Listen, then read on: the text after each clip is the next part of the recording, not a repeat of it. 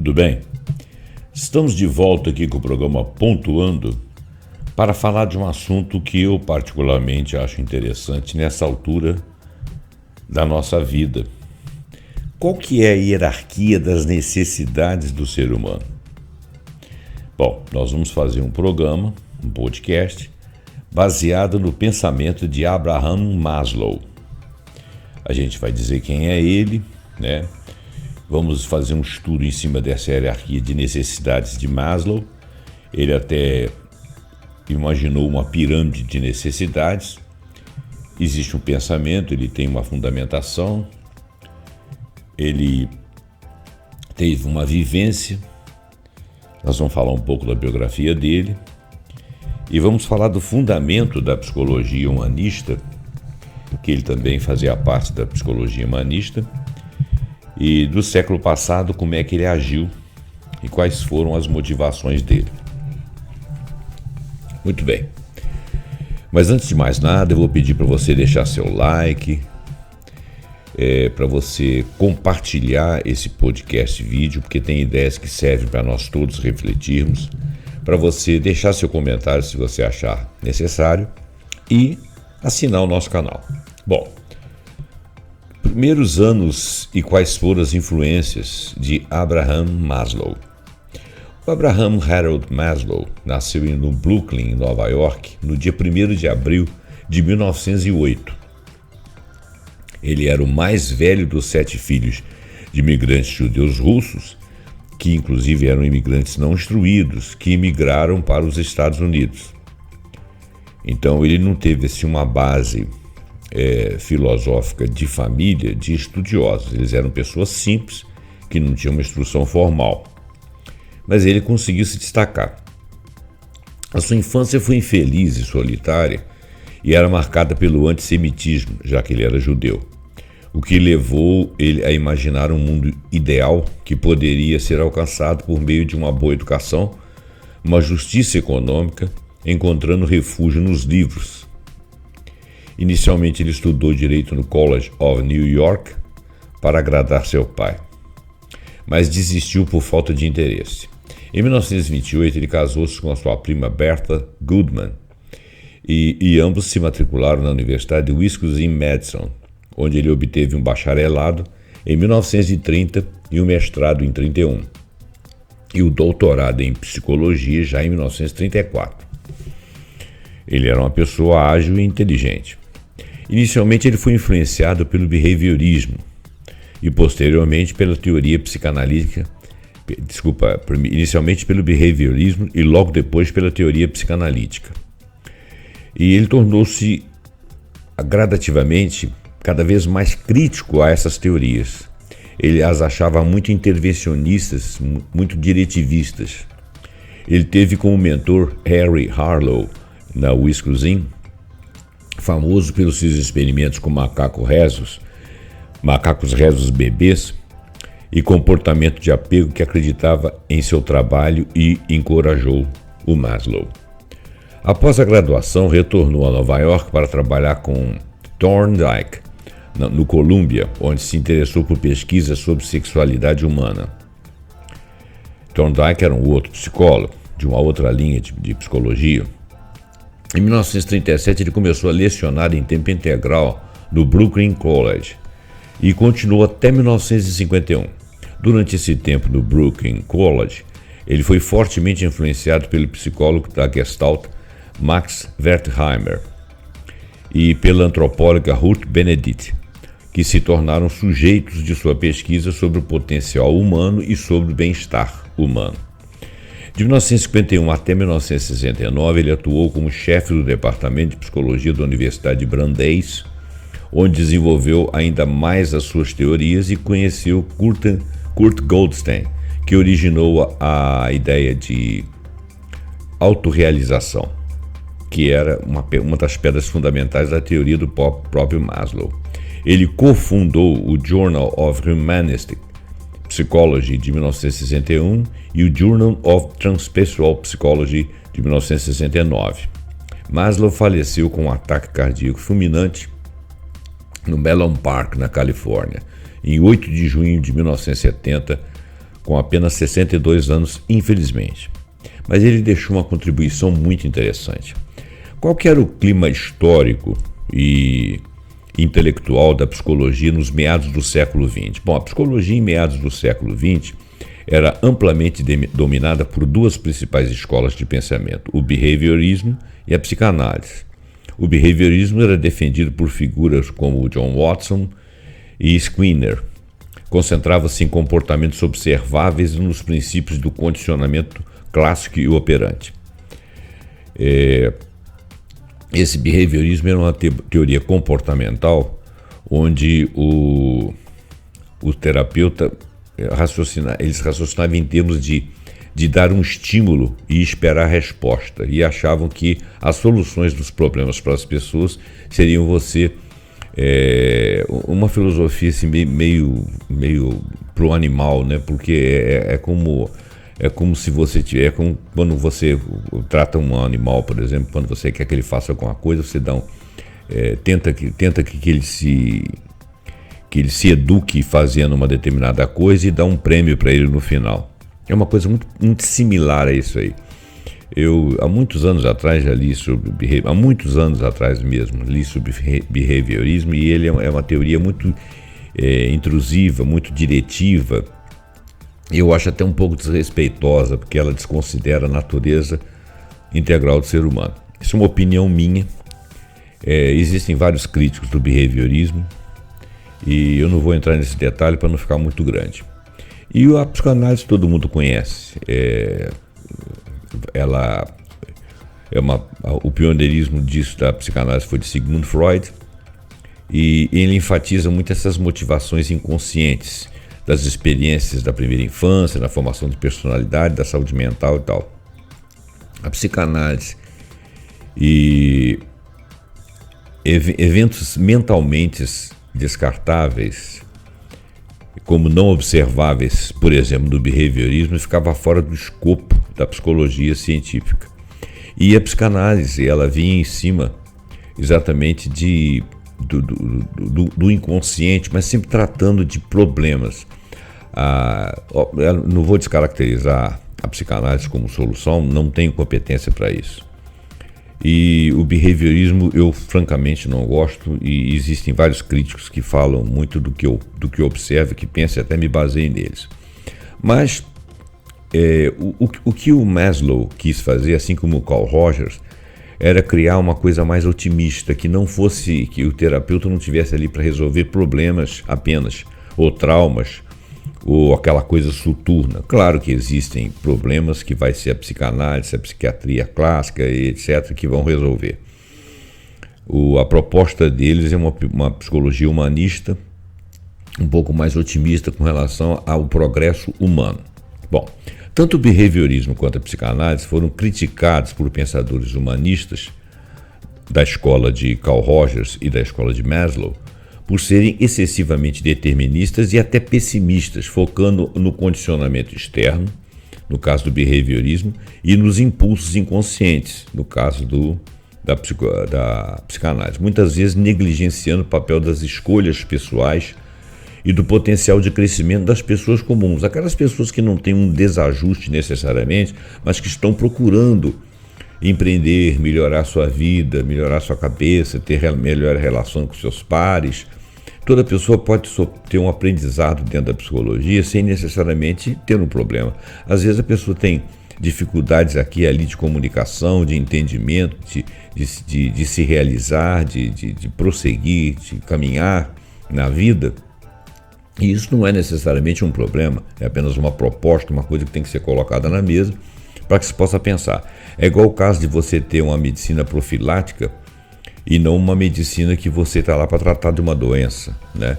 Você não vai procurar um médico apenas por doença, vai procurar um médico para você se precaver, ou seja, para você manter a sua saúde. Hoje em dia é muito valorizado isso, a medicina preventiva, né? As medicinas das primeiras horas. E isso é muito interessante. Então, o clima era mais ou menos esse. E o clima intelectual também foi influenciado por consequências da Segunda Guerra Mundial, que criou uma necessidade significativa de aconselhamento e abordagens mais diretas e mais esperançosas para entender e atender as necessidades humanas. E a sociedade humana estava crescendo assustadoramente, a população do planeta estava crescendo e as comunicações entre essas populações, entre as diversas culturas, estavam se estabelecendo entrelaces. Então era necessário que houvesse uma abordagem mais direta, mais esperançosa para entender e atender as necessidades humanas, afastando o foco da psicologia apenas para os casos patológicos, conforme eu estava dizendo. Então, em meados do século XX também se testemunhou a ascensão da psicologia cognitiva. A psicologia cognitiva, deixei um resumo aqui para a gente poder entender o que é. A psicologia cognitiva, ela estuda as pessoas, como que as pessoas percebem, processam e armazenam informações, influenciando suas ações e decisões. Ela tem algumas relações lá com a humanista, né? A psicologia humanista enfatiza a importância da experiência subjetiva, do autoconhecimento e da capacidade do ser humano de se desenvolver e realizar seu potencial. E a cognitiva, a humanista, né? A cognitiva, ela estuda as pessoas, como que as pessoas percebem, processam e armazenam informações influenciando suas ações e decisões. Quer dizer, uma tem a ver com a outra. Qual que é a relação? Apesar de serem abordagens diferentes, terapêuticas, a psicologia cognitiva pode ser vista como um estudo mais científico e objetivo dos processos mentais, enquanto a psicologia humanista se concentra na experiência individual e na busca por significado e propósito. Quer dizer, uma pode se basear na outra, porque elas têm um objetivo comum, que seria a realização do indivíduo. Ambas as abordagens reconhecem a importância do indivíduo e sua capacidade de aprender para se desenvolver. E existem, obviamente, diferenças, né? A diferença é que a cognitiva se concentra nos mecanismos mentais que sustentam o comportamento, enquanto a psicologia humanista enfatiza a experiência subjetiva e o crescimento pessoal. Bom, dito isso, vamos voltar aqui para o nosso estudo, né? Então, como é que surgiu a psicologia humanista, que ontem nós falamos da psicologia de Carl Rogers, anteontem, aliás. A psicologia humanista, ela surgiu em meados da década de 1950 como uma terceira força na psicologia, fornecendo uma alternativa às visões determinísticas, diretivas e muitas vezes negativistas do behaviorismo e da psicanálise. O princípio-chave da psicologia humanista inclui uma ênfase na pessoa como um todo, na singularidade individual, ou seja, do ser humano, do indivíduo, no livre-arbítrio que a pessoa possui, na agência pessoal, ou seja, na capacidade de agir, na bondade inata do ser humano, ou na perspectiva de que o ser humano pode agir e que essencialmente ele é bom, né, tirando os problemas que podem atacá-lo, e no potencial inato também de crescimento, exceto se ele tiver uma patologia, e quer dizer, que também pode ser superada, né? Existem meios de tratar essa patologia, eu estou falando de patologias mentais, e na importância da experiência subjetiva, que é como que cada um vê as coisas que lhe acontecem, e a partir disso elas estabelecem a sua visão de mundo, ou a visão do seu mundo particular e pessoal, conforme ele quer ver ou quer modificar. E na autorrealização, né, que é o objetivo da psicologia humanista, e da qual a cognitivista, vamos dizer assim, participa, elucidando o complexo da mente humana. Abraham Maslow e Carl Rogers são considerados dois dos fundadores e figuras mais influentes dessa psicologia humanista. O movimento então cresceu em oposição às abordagens reducionistas e mecanicistas do behaviorismo e do foco patológico, ou seja, na patologia que tem fundamentação mais na psicanálise. Não que se descaracterize a psicanálise, não é isso. É que a psicanálise, ela talvez seja a pesquisa de um universo maior do indivíduo quando ele apresenta casos efetivamente patológicos. Bom, a Associação Americana de Psicologia Humanista foi organizada em 1962 e o Journal of Humanistic Psychology foi fundado em 1961, marcando o estabelecimento formal e o crescimento dessa escola de pensamento. a psicologia humanista teve um impacto significativo no movimento do potencial humano, que se tornou popular nos Estados Unidos da América durante a década de 1960 e parte da 1970. Bom, a pirâmide de Maslow. Construindo ou destruindo a pirâmide de Maslow. Uma análise detalhada dessa hierarquia das necessidades de Maslow que se configurou nessa tal pirâmide. Como que seria? Bom, inicialmente seriam 5 patamares e depois ele ia ampliar isso aí. A primeira das necessidades dentro dessa hierarquia de necessidades seria a base de sobrevivência, as necessidades fisiológicas.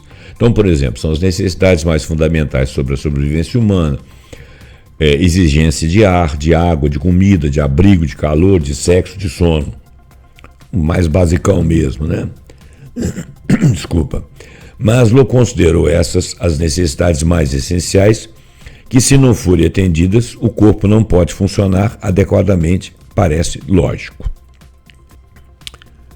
Muito bem. Seriam as necessidades que não forem atendidas, o corpo não pode funcionar adequadamente. E todas as outras necessidades tornam-se secundárias até que estas primárias sejam satisfeitas. A motivação desse nível decorre do instinto básico humano, que é sobreviver e manter a homeostase, ou seja, o equilíbrio físico-corporal.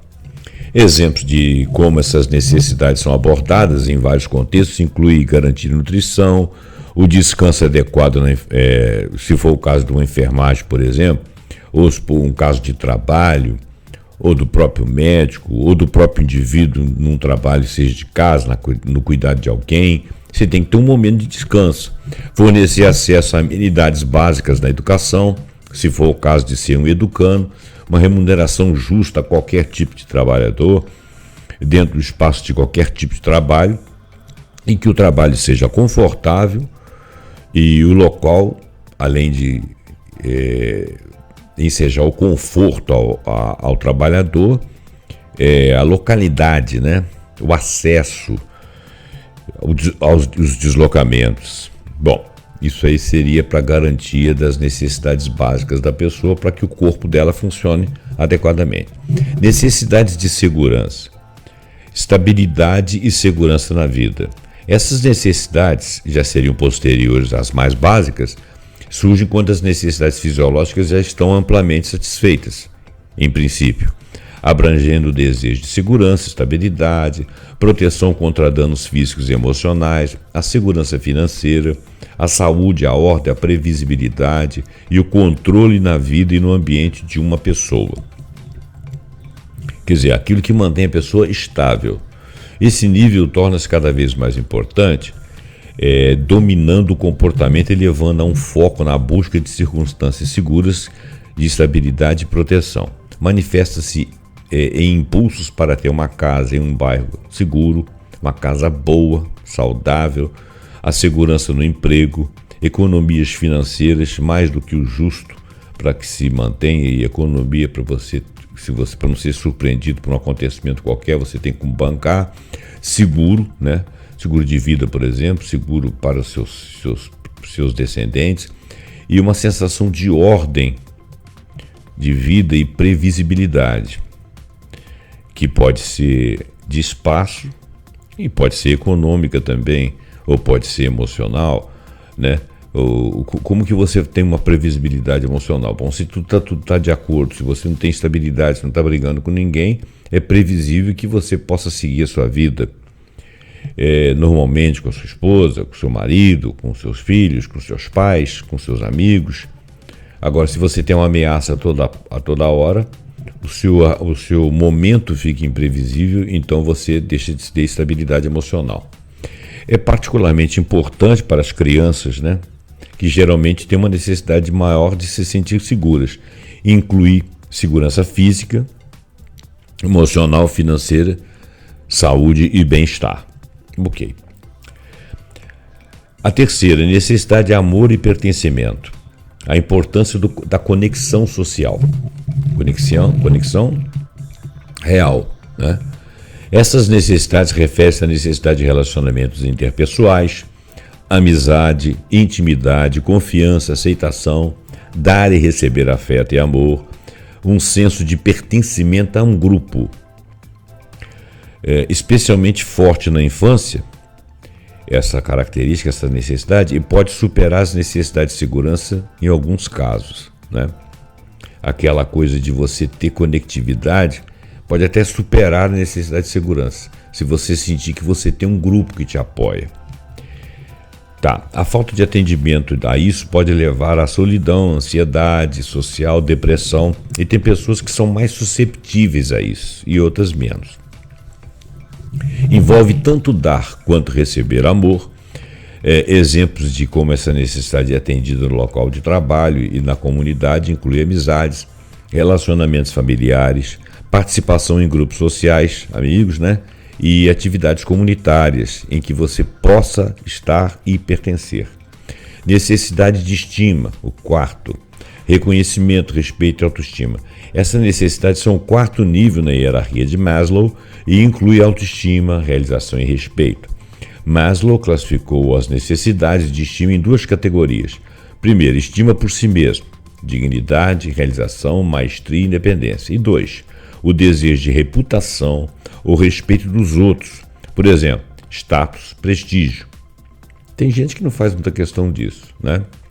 Mas eu vou tomar esse status e prestígio aqui não como uma coisa assim muito destacada, mas como uma coisa normalizada entre pessoas que te conhecem. Você tem o status de ser aquilo que você é e é reconhecido como tal. E tem o prestígio das suas amizades, não necessariamente que você seja favorecido em favor desse prestígio, mas um prestígio natural. As pessoas te prestigiam porque te conhecem e são suas amigas e sabem que você é uma boa pessoa. Eu vou colocar nesses termos.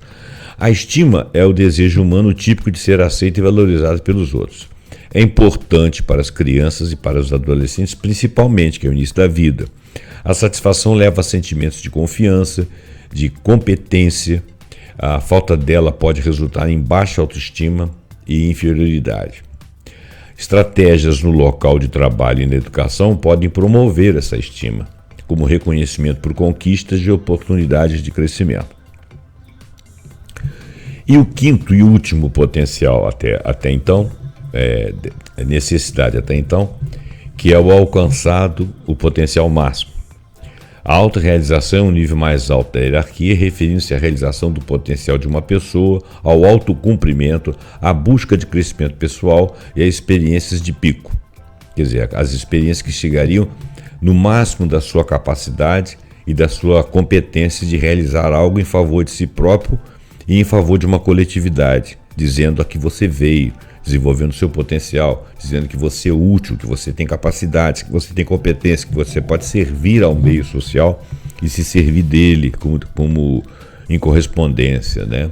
É o desejo de realizar tudo o que se pode realizar e se tornar tudo aquilo que você é capaz de se tornar, quer dizer, ter a experiência do pico.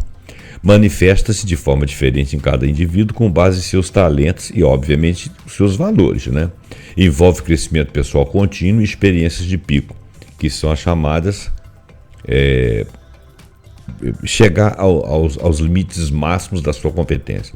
As características das pessoas autorrealizadas incluem percepção realista da realidade, aceitação de si próprio e aceitação dos outros, espontaneidade, foco em problemas, autonomia, apreciação contínua de terceiros, né?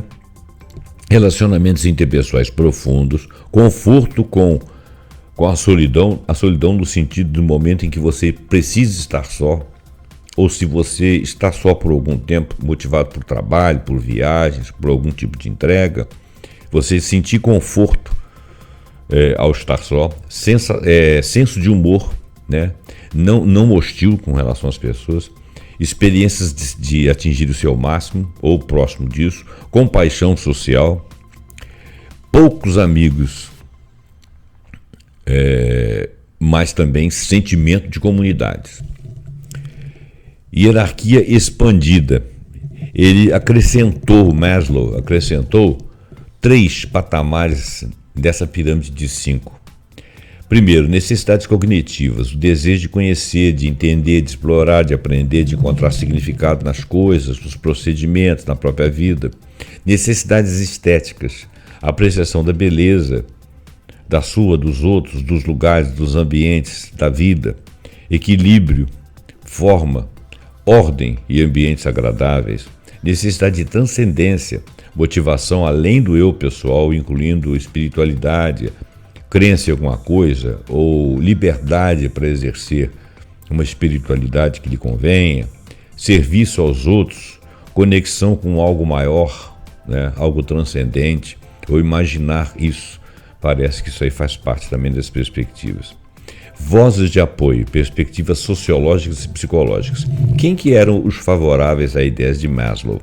Bom, existiam os favoráveis, daqui um pouquinho nós vamos falar aqueles que não eram exatamente contra as ideias dele, mas criticavam pontos, talvez até para ajudar que essa tendência, essa psicologia humanista crescesse na sua abordagem.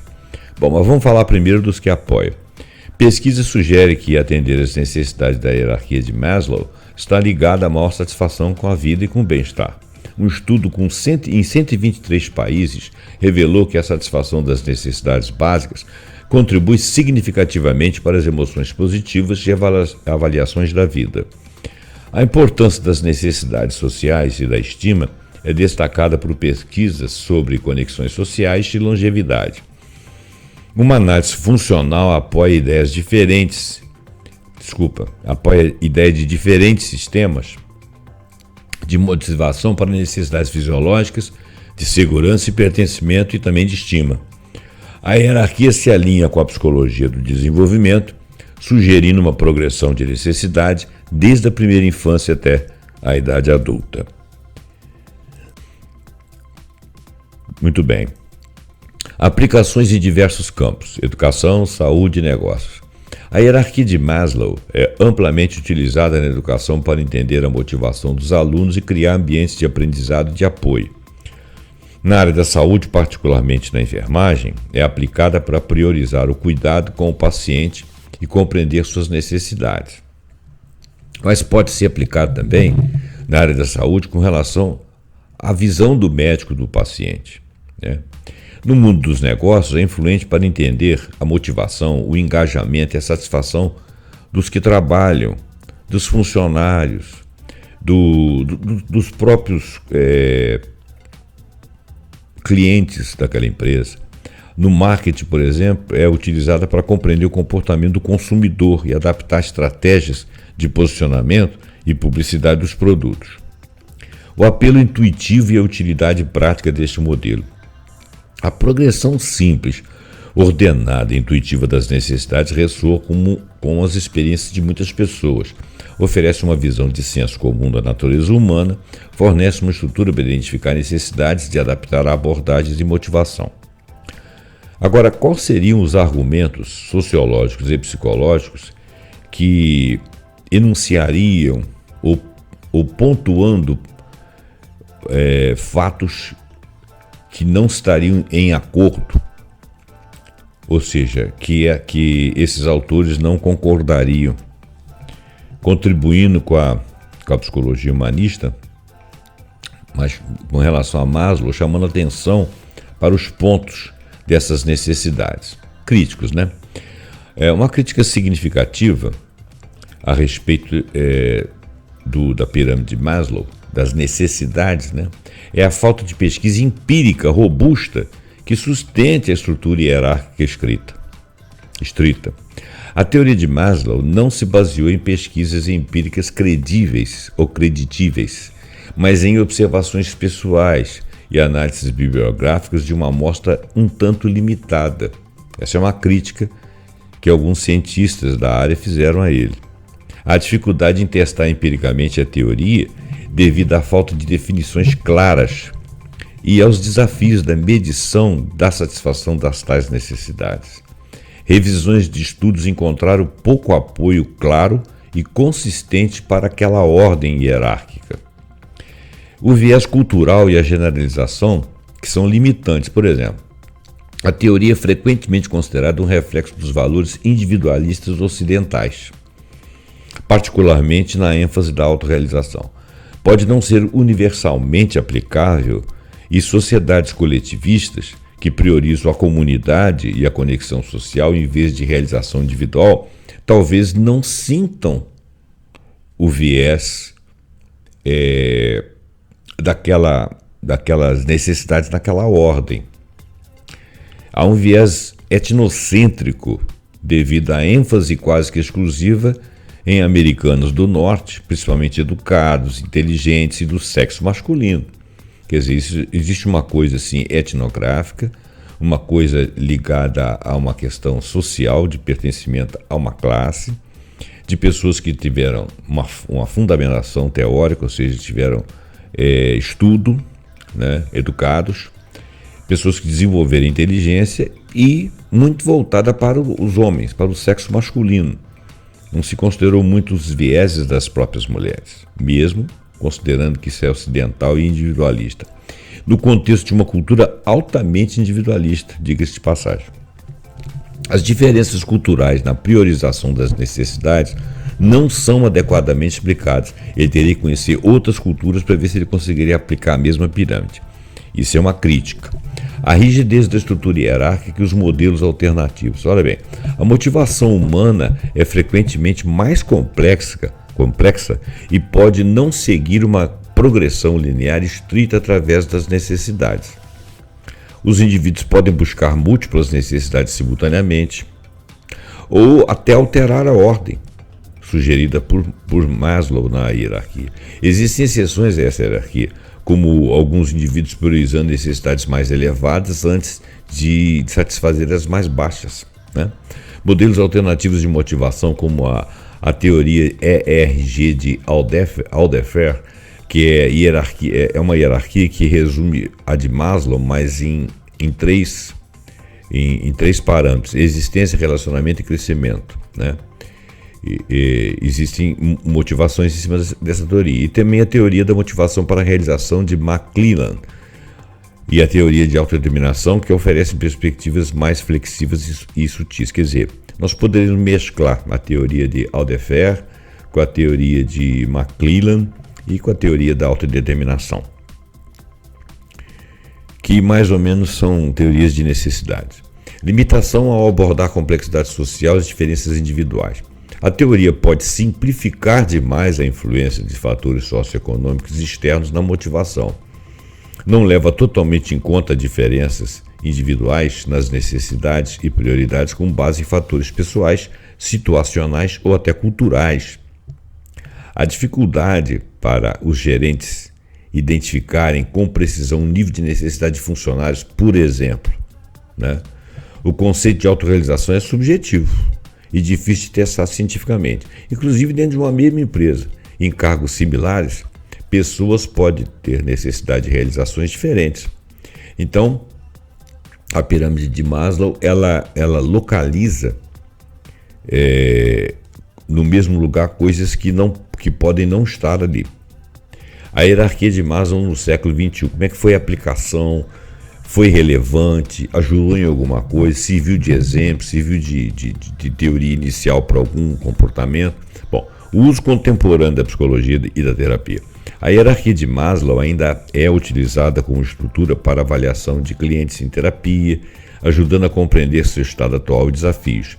Auxilia os terapeutas no planejamento, tratamento e na definição de metas, abordando necessidades de nível inferior antes das aspirações de nível superior.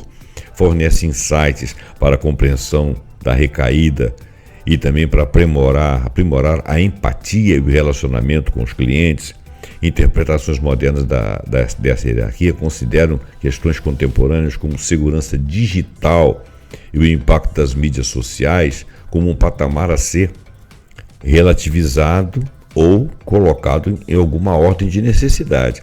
Aplicações na educação e assuntos estudantis, um outro exemplo, é usada para entender as necessidades de alunos, priorizar os serviços de apoio aos mesmos em ambientes educacionais adequados, ajudar os educandos a criar ambientes de sala de aula seguros de apoio e que sejam inclusivos com todas as manifestações humanas, Informa as estratégias para atender as necessidades fisiológicas, da segurança, do pertencimento, da autoestima, das autorrealizações dos alunos, se for do campo educacional.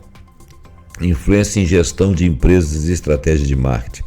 É aplicado para entender a motivação dos funcionários, a satisfação no trabalho, o comportamento do organizacional. É usado no marketing para entender as necessidades do consumidor e adaptar o posicionamento e a publicidade dos produtos voltados para esse consumidor. Ajuda as empresas a entenderem os diferentes níveis de necessidades que motivam tanto funcionários quanto os clientes. Quem seriam as adaptações digitais? Porque nós estamos no mundo moderno, né? Interpretações modernas. Interpretações modernas consideram o impacto da tecnologia e da era digital no atendimento às necessidades humanas.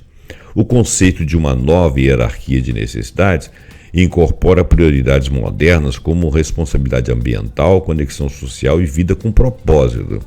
Alguns propõem um modelo revisado com a parentalidade no topo, né? Esse modelo de parentalidade, eu fiz um adendo aqui também,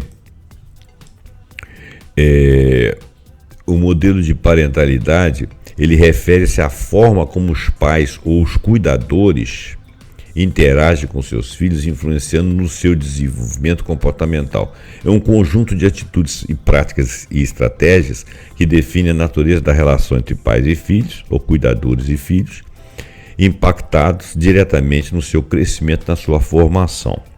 Então, o modelo de parentalidade aqui refere-se à forma como os pais e os cuidadores interagem com os filhos, né? E como que isso influencia o desenvolvimento. Então, voltando aqui, alguns propõem um modelo revisado com uma parentalidade, quer dizer, com que se relaciona com o crescimento das pessoas, das crianças, no topo, né? Acima de tudo, refletindo uma perspectiva evolutiva. A metáfora do veleiro oferece uma visão mais dinâmica e integrada da autorrealização. Impacto social. Influência das ideias de Maslow em projetos e modelos sociais. Qual seria? Olha, aplicações no desenvolvimento comunitário, no serviço social, por exemplo, é usada no serviço social para priorizar intervenções e atender a necessidade dos clientes em diferentes níveis. Ajuda a compreender as necessidades das populações marginalizadas, como moradores de rua e adolescentes migrantes latinos. Fornece uma estrutura para abordar os determinantes sociais de saúde. Influência na liderança e cultura organizacional. É utilizado por líderes e gestores para criar ambientes de trabalho que apoiem o bem-estar e a motivação dos trabalhadores ou funcionários. Pode-se utilizar para compreender o interesse e o envolvimento das comunidades em projetos de desenvolvimento, como, por exemplo, infraestrutura. E como é que se avalia sucesso e quais são as limitações? O sucesso em fornecer uma estrutura para a compreensão das necessidades humanas básicas em vários contextos é evidente. Limitações acontecem devido à estrutura hierárquica nem sempre refletir a experiência do mundo real, seja étnica, seja cultural, seja até individual. Preconceitos culturais podem limitar sua aplicabilidade para populações diversas ao redor do planeta. E simplificação pode ser excessiva de questões sociais que são complexas e motivações individuais, que também podem trazer sua complexidade. Uma estrutura atemporal. Será que essa escala de necessidades, essa hierarquia, ela é atemporal? Qual seria a relevância cultural e temporal na teoria de Maslow? Bom, estudos transculturais e adaptações de hierarquia, na teoria original, baseia-se principalmente em culturas ocidentais individualistas. Essa, inclusive, é uma crítica. Estudos transculturais sugerem que a priorização das necessidades pode variar significativamente entre culturas diferentes. A ênfase na autorrealização pode não ressoar em sociedades coletivistas. Sociedades coletivistas não estão tão preocupadas com a realização pessoal, mas com a realização de um grupo inteiro, uma comunidade. E não existe ruim de um lado nem do outro, é uma forma de ver a vida. Adaptações de hierarquia foram propostas para melhor refletir visões de mundo não ocidentais, como perspectiva de Blackfoot, que enfatiza a comunidade e a perpetuidade cultural. Pesquisas indicam variações na classificação das necessidades com base na idade e etnia dentro de uma mesma cultura. O modelo de perspectivas Blackfoot enfatiza a importância da espiritualidade, da comunidade e da conexão com o mundo natural. A crença Blackfoot não é hierárquica, mas circular. Autorrealização no centro, não no topo, né? Como se algumas outras estruturas de crença diferenciariam, talvez de outra forma. A validade da hierarquia social contemporânea, como seria? Bom, mesmo com críticas, a teoria permanece amplamente reconhecida e muito utilizada em diversos campos, porque ela tem alguns fundamentos empíricos verdadeiros. Desafios contemporâneos como a pandemia e a crise econômica destacam a relevância contínua das necessidades básicas. A conexão das mídias sociais e das tecnologias digitais influenciará a forma como as necessidades sociais e de estima são atendidas. O conceito de propósito no trabalho e na vida ganhou destaque, potencialmente estendendo ou modificando os níveis mais altos de Maslow. E debates e revisões de modelo de Maslow ao longo do tempo. Como é que foi isso? O próprio Maslow revisou seu modelo algumas vezes, adicionando necessidades cognitivas, estéticas e transcendência, que nós já falamos. A rota linear e ordenada estrita, através da hierarquia, tem sido questionada. Psicologistas contemporâneos, ou psicólogos contemporâneos, propuseram modelos alternativos, como substituir autorrealização por parentalidade ou autotranscendência. Não sei, né? Os debates continuam em relação à validade empírica e à universalidade cultural da hierarquia. Concluindo, como é que nós avaliaríamos ou reavaliaríamos a hierarquia das necessidades no mundo moderno para a pirâmide de Maslow ou as ideias de Maslow? A hierarquia das necessidades de Maslow continua a ser uma estrutura influente na psicologia, em termos de relacionamentos, oferecendo insights valiosos sobre a motivação humana. Embora o modelo original tenha sido fundamental para a psicologia humanista, as pesquisas subsequentes e mudanças sociais levaram às críticas e revisões. A falta de apoio empírico para a estrutura hierárquica estrita, as preocupações com o viés cultural e a natureza simplificada do modelo de o modelo são limitações importantes a serem consideradas e estudadas para a retomada do modelo em outros moldes dentro da atualidade. No entanto, a teoria mantém sua relevância desde o século XX e até agora aplicada em psicoterapia, educação, gestão de empresas, marketing, muitas vezes adaptada para refletir as realidades contemporâneas, como o impacto da tecnologia e as mudanças nas prioridades sociais. A influência da hierarquia em projetos sociais e no pensamento sobre modelos de sociedade é evidente, embora seu sucesso e aplicabilidade variem em diferentes contextos culturais e temporais. Essa conclusão, a hierarquia das necessidades de Maslow fornece uma estrutura útil para entender as necessidades humanas básicas e a motivação, mas essa conclusão deve ser aplicada em uma compreensão de suas limitações também, e a consideração de perspectivas alternativas e nuances culturais que nós já mencionamos. Bom, eu espero que esse podcast tenha contribuído com o seu pensamento. Acho essa teoria, uma teoria tanto a de Carl Rogers como a de Maslow, muito interessante. Eu acho que isso aí pensa no homem propriamente dito, embora não tenha diversificado as culturas aqui onde essa pesquisa possa ter passado. Acredito que as ideias de Maslow estejam em outros lugares de outras culturas dizendo algo similar. Nós temos uma hierarquia de necessidades. Se nós podemos priorizar umas em relação às outras, não fazer uma hierarquia de cima para baixo ou numerada, vamos dizer assim, de 1 a 5 ou de 1 a 8, o ideal é que a gente entenda cada uma. Claro que as mais básicas não vão sair do lugar, as outras podem transitar as outras necessidades. Bom, eu agradeço a sua atenção, espero que você tenha gostado, deixe seu like, deixe seu comentário, compartilhe esse vídeo, assine o nosso canal e até o próximo programa pontuando com algum assunto que nós acharmos muito interessante. Muito obrigado.